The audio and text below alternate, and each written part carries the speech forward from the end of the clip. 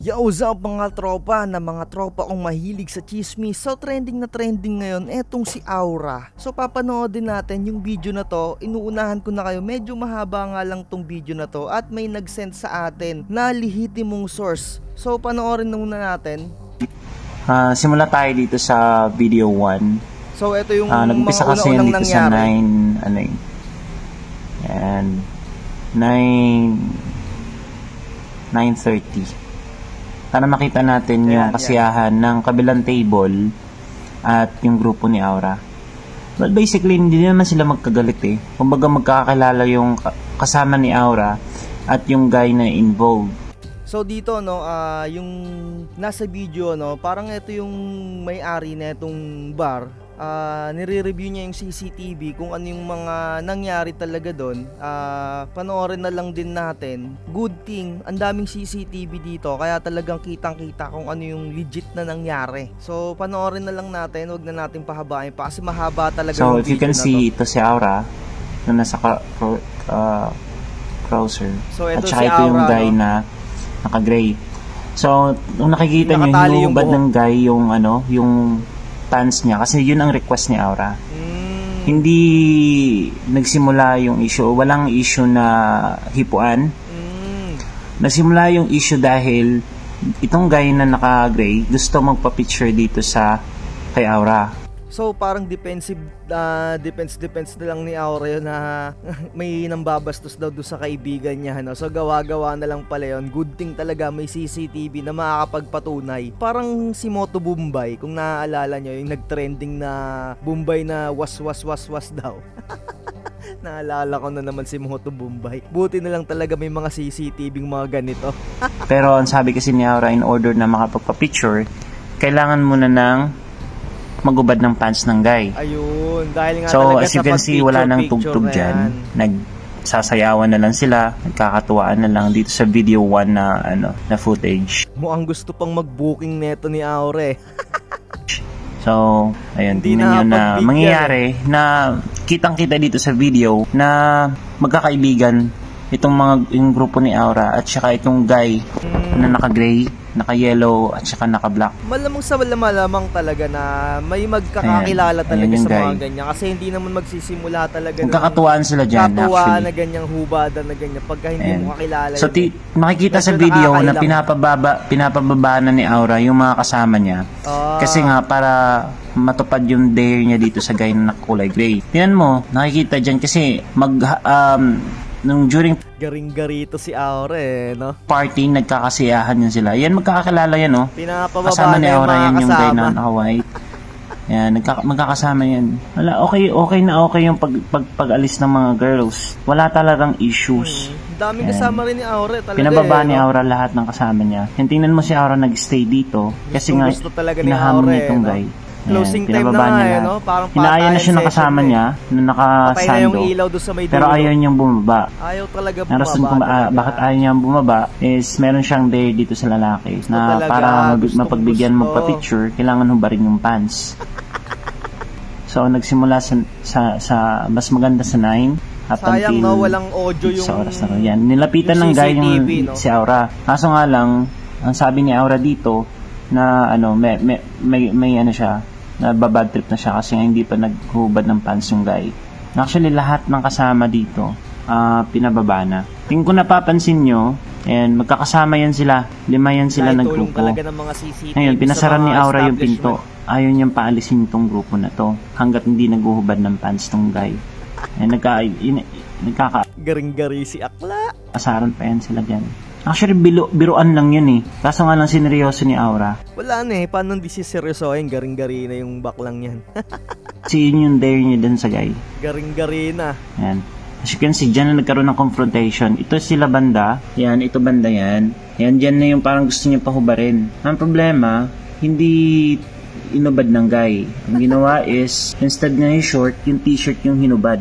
Hindi pa nakontento. Makikita naman dyan eh. Na t-shirt yung hinubad. Ayan. Nakahubad na yung guy dyan. Ayun, nakahubad na. Kung napapansin, tinutulak ni Aura. Ayan, nakahubad na. Ngayon, yung bouncer namin, since bawal maghubad sa loob, sisitahin niya tong guy. Oo, bawal talaga naman talaga. Ayan, sisitahin niya yung guy. Ayan. Sa mga ganyan. Para may better picture tayo, punta tayo ng video 2. Babalik lang tayo dito sa video 1 mamaya. Punta tayo sa video 2 para makita natin yung pinaka close up sa pangyayari na yun. Doon na tayo sa naghubad na yung guy, no? So, tignan natin dito. Forward natin dito. Forward natin kung saan na yung hubad yung guy. Yan, pinapababa lahat ng ano. Salamat nga pala sa nag-send sa atin ng video na to, no? Napaka-solid mo, tropa. Kakalam ko ano. Last din ng mga trip na ito, mga anong to eh, no? Kaso pinatulan sila eh. Actually, okay sila ni Aura at saka yung guy. Masama lang loob ni Aura at gawa nga ng hindi napagbigyan. As you can see, na yung loob eh. Hindi na napagbigyan eh. Garing-garin eh. As you can see, nag-uusap sila dyan. May nag-holding hands pa nga sila eh. Sana yung footage full details talaga yung kwento na nakalabas na yung mga kasama niya eh. Good thing talaga may CCTV talaga na ganito. Nagpapaalam na nga yung mga yung mga kasama ni Aura. Ayan, nilapitan niya, inakbayan niya. Ayaw magpakbay ni Aura. Kasi actually nung during party, masaya naman sila eh. Gusto niya lang talagang pahubarin yung guy. Kaso ayaw ng guy. Ayan. Masaya pa sila o nakangiti pa nga si Aura. Sila dito eh. Kung makikita natin eh. No? Yan o, pinasara niya yung pinto. Pinasara yung pinto. Ayan.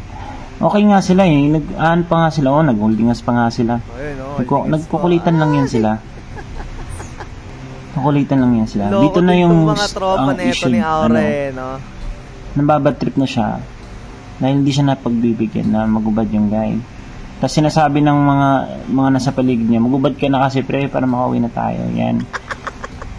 So, may pain yung tropa nila yung pain, no? Parang ayoko na nga mag-talk. As you can see dito, hinubad ng guy yung t-shirt niya. Hindi mo pa kasi pinagbigyan. Baka mahina kasi hinubad ng guy yung t-shirt niya. Ang gusto niya mangyari, isubarin yung short. Kaso nga lang t-shirt lang yung hinubad. Tutulak niya yan. Yan. Ayun yung nagkatulakan, no? So, yan. Tingnan nyo. Nakahubad yung guy. Dyan, no? Ang gusto kasi ng ni Aura is yung pantalon. Ito, sinita na ng bouncer. Ito yung part na nang sita yung bouncer, no? Sinita siya ng bouncer namin eh. Dito na magsisimula yung komosyon dito sa loob. So wala naman talagang nangyaring bastusan na tropa niyang babae, no? Yung tropa daw ni Aura na nabastos. Wala naman pala talagang gano'n, no? Ang nangyari lang si Aura, no? Garing-gari na talaga dito. Paalis na yung mga lalaki. So balik tayo sa video 1. Kung makikita natin yung waiter dito, no? Lap trip din siya, no? Siguro naiisip niya si Aura talaga garing-gari na. Pero teka, play muna natin dito. Yan, no? Hinihatak na ni Aura yan. Tingnan yung closer. Hinahatak na ni Aura yan yung guy. Makikita naman dyan sa video kung paano hinatak yung gusto niyang ibig sabihin eh. Ayan, nagkaroon sila ng rambulan dyan. Ngayon, punta tayo sa video 1. Ang daming mga angle ng camera, no? Pagdating natin sa video 1, punta tayo dun sa hinatak na nag-base na yung lalaki. Nagbilid dito banda yun. Kumpletong detalye. Ito nga pala yung kumpletong detalye ng CCTV kung saan naganap, kung saan nagsimula yung komosyon. Ayan. Nakaubad yung lalaki dyan, di ba? Ayan. Sinita ng bouncer namin. Ulitin ko lang to make sure. Ayan. Ibinalik ng guy yung damit niya. I-close up mo, pre. Balik ng guy yung damit niya. Ayan. Nung pagbalik ng guy ng damit niya, palabas na sana siya. Ang problema, hinahatak siya ni Aura dito. Tingnan mo kung paano siya hinatak ni Aura. Yan o, hinila o. Tingnan mo sila ayaw palabasin, no? Ayaw palabasin. Kung paano hinatak ni Aura yung guy. Nakahatak pa rin sa damit, ah. Ayan.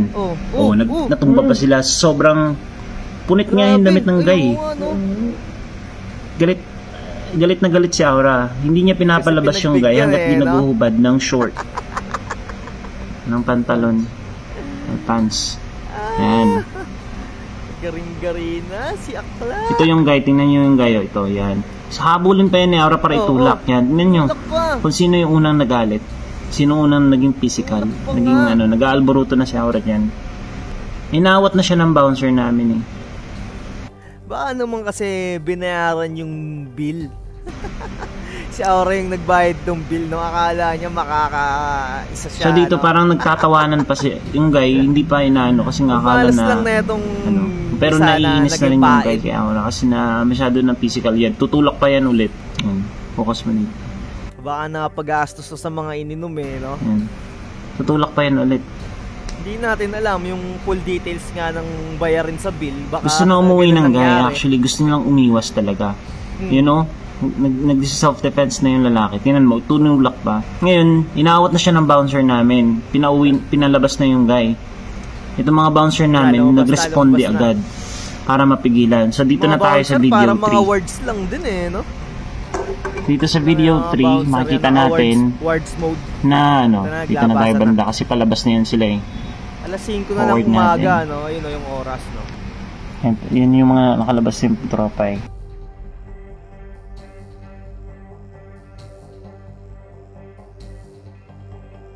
Ayan o. Ito na yung parang nakalabas na yung guy, pinapalabas na ng bouncer namin. Yan, tinutulak ni Aura. Yan o. O. Tinaas na yung kamay ng guy. Ayaw mo laban nga, pero tinutulak pa rin ni Aura. Walang hipuan na nangyari. Parang sinasabi nito kung nababasa niyo yung lips nito, no? Sabi, babaan na. Parang babaan na, pre. Ganun. Yan o, ng bouncer namin. Babaan na. Responde agad yung mga bouncer namin para awatin si Aura. Alam na mga kaibigan ni Kaso to si Aura, kung sino talaga yung may issue nung time na yan. Yan, dinutulak na ni Aura yung mga bouncer namin at dali-dali na umalis yung guy. Nakikita yan dito sa video 4. Dito sa video 4, makikita mo kung gaano ka-aggressive si Aura sa part na to. Na ayan, as you can see, bumaba yung dito, backward pa natin yung bumaba yung guy. Ayan. As you can see, bababa yung guy dito. Galing yun sa taas kanina nung pinulak siya. Tapos tinaas yung kamay. Ayan. Tumakbo pa yung guy dyan. Ito nung pababa na, no? Ayun si Aura. Ayaw talaga magpaawat. Tingnan nyo yung yung mga bouncer namin todo responde yan para maiwasan yung gulo. Ang problema yan. Kung hindi siya pinigilan, laglag siya dyan. Dire-diretso siya dun, Gusto talagang saktan yung lalaki dahil hindi siya napagbigyan. Yan, tingnan mo. Tingnan mo, ilang bouncer yan? 2, 3. Para maiwasan lang yulo. Ang problema nga lang, ang dami ng kasama ni Aura, 24. 24 na katao yung kasama ni Aura. Siyempre, pagka sinimulan ni Aura yun, pati yung mga kasama niya, din talaga. Ayan muntik pa siyang malaglag dyan pero nawakan siya ng bouncer namin. Pinipigilan siya ng mga kasama dyan pero ayaw magpaawat. So, titingnan natin dito sa bandang entrance, makikita natin dito kung gaano ka-aggressive si Aura. Ito na yung video 5. Makikita natin dito na hindi lang to, glimpse lang to na parang napalabas na. Ayan na ito. Yun na, nagkakahilaan na. Makikita dito na rumisponde agad yung mga kasama ni Aura nung bumaba yun. Yan yung guy bumaba. Yun na, nakababa na. Bumaba yung guy actually. Kawawa nga yung guy kasi punit-punit yung damit. Ayan. Ano kaya to? Bakit kaya ganun ka garing-gari si Aura, Baka ang laking bill nung binayaran niya doon sa mga ininom, no? Bumaba na yung guy. Tapos hindi na pagbigyan. Para umiwas lang sa gulo, yan no? Hindi natin sure Yan yung mga kasama ni Aura. Ayan. So, ang dami niyang mga kasamang lalaki. Si Aura. Pati yung mga babae nagsiunahan ng bumaba. Nagsiakyatan ulit yung may dalang rose. Bumakap kay Ayan. Nagsiakyatan ulit. Para pigilan. Ayan. Tingnan mo kung gaano ka-aggressive si Aura. Ayaw magpapigil. Tingnan mo. Ayan. Sinasabi niya yun, gusto niya sapakin yung lalaki. Tapos dito tayo sa video 6. Ay na, sa entrance na. Balikan natin kung saan umalis yung namin. Ay umalis yung yung lalaki. Yung babaeng dito umakyat may dalang rose. Details talaga. Ayun Ayan yun. Nagkaakyatan. Ayan yung guy. Lumabas na yung lalaki, Ayan yung naka-gray na guy na lumabas na sa premises namin. Ayan, lumabas na. Mamadali nga siya kasi nga ayaw ng gulo. Tapos magsisiakyatan yan. Sabi ng guy dun sa labas na awatin si Aura. Kaya yung mga guy nagsipasukan sa loob. Awatin si Aura kasi ayaw magpaawat. Talagang so makikita natin dyan na kung gaano siya ka-aggressive. Ayan, mga bouncer yan na nag-response agad. Nag-responde agad para maiwasan yung gulo. Kaso nga lang sobrang dami ng kasama ni Aura. At gusto niya talagang sapakin yung guy sa labas. So, yan o. Tingnan mo kung gaano ka gaano ka violent si Aura dyan. So, balik tayo dito sa last part. Ito na yung sa labas na. Simula nung umalis yung guy sa Ito na yung sa labas na part. yan. So, actually, hindi makikita yung guy dito. Dito dumaan sa Blind spot. nung umalis eh. Sa blind spot na padaan. Mga 1:45 ata. Ayun o, si Aura. Ayun na si Aura. Ito no, sa may baba. Ayun, di naman pigilan si Aura dyan. Doon na nagsimula yung gulo. Ngayon yung guy gusto niyang sugurin. At yung mga kasama ni Aura, wala na kaming footage dyan na further doon sa unahan. Pero gusto ni Aura sapakin yung guy. Then dumating sa punto na nakisali na rin yung mga kasama ni Aura. So basically, wala talagang hipuan na nangyari. Wala talaga. Kasi kapag dating sa hipuan, masyado kaming sensitive dyan, masyado kaming hands-on. As you can inquire, you can